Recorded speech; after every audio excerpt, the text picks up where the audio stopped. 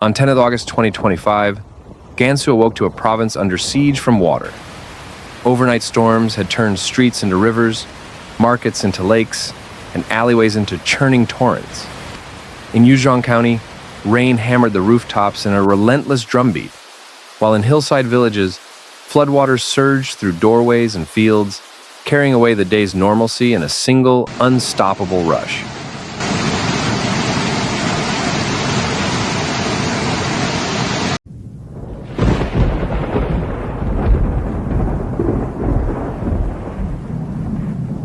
The deluge inundated central commercial areas, transforming thoroughfares into navigable channels of water, while transportation hubs faced severe disruption.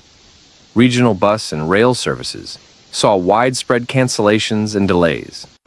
Across the province, mobility was crippled as highways, rural roads, and mountain passes succumbed to the overwhelming flow of water and debris.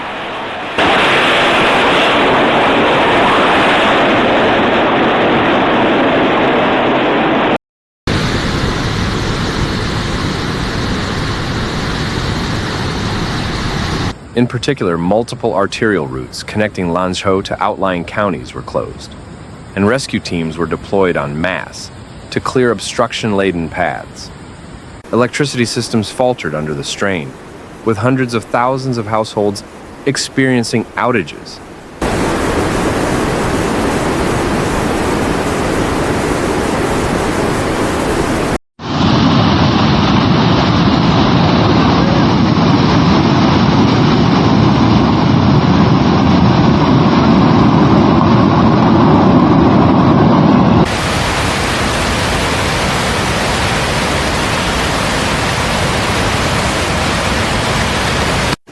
Restoration crews worked around the clock, bringing power back to many, though rural communities remained vulnerable.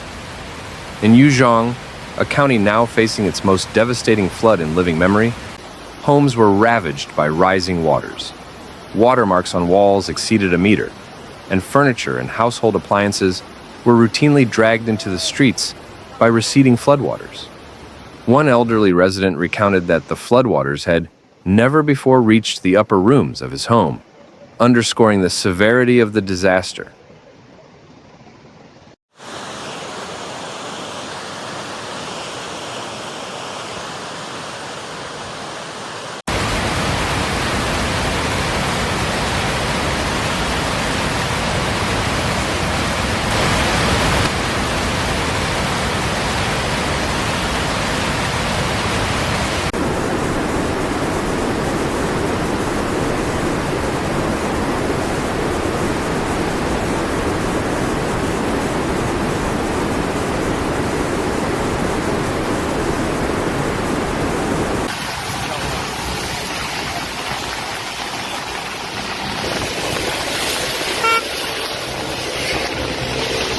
Farmers reported significant economic losses. One livestock keeper described how pens and feed stores were swept away overnight. Entire crop fields lay submerged, while irrigation channels were clogged with mud and debris.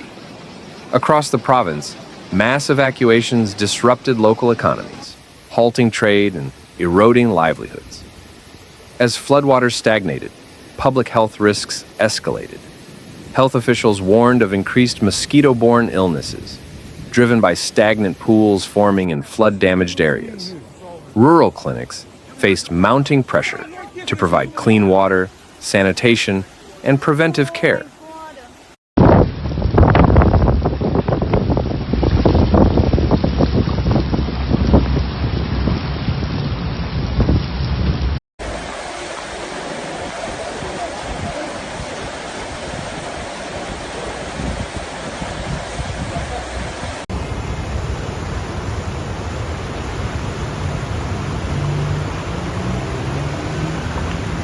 In response, Chinese authorities mobilized substantial financial support. Emergency budgets exceeding 1 billion yuan were directed toward relief and recovery efforts, including infrastructure repairs and agricultural rehabilitation. An additional 100 million yuan was earmarked specifically for Gansu to restore critical transportation and public service systems.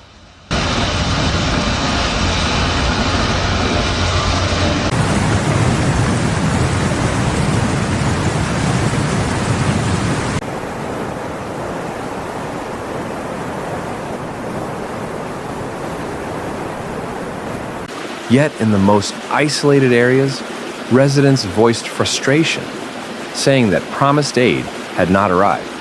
Some claimed they had received not even a bottle of drinking water. Experts cautioned that the frequency and intensity of such extreme rainfall events are on the rise, amplified by global climate change.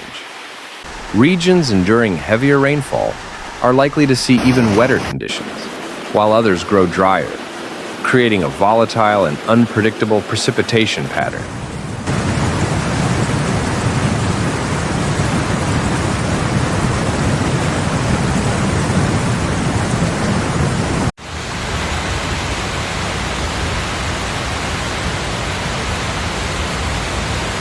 This dynamic places added strain on Gansu's urban planning, rural resilience, and public health preparedness. Gansu's August floods have ignited a multi-pronged crisis. Urban infrastructure has buckled under relentless rain. Rural communities have suffered heavy damage to homes and livelihoods. And health concerns are mounting. While government relief is considerable, gaps in delivery highlight the challenges of responding to disasters in a province marked by vast distances and difficult terrain. Against the backdrop of a changing climate, this event underscores the urgent need for robust, adaptable systems to withstand future extremes.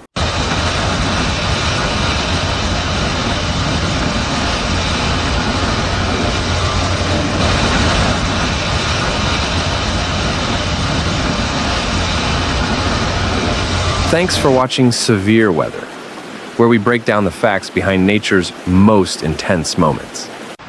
If you found this video helpful, please like, comment, and subscribe. Your support keeps this channel going. Hit the bell so you never miss a real, calm, and clear report. Note: some footage in this video may be used for illustration and may not show the exact event described. See you in the next one. Stay informed, stay safe,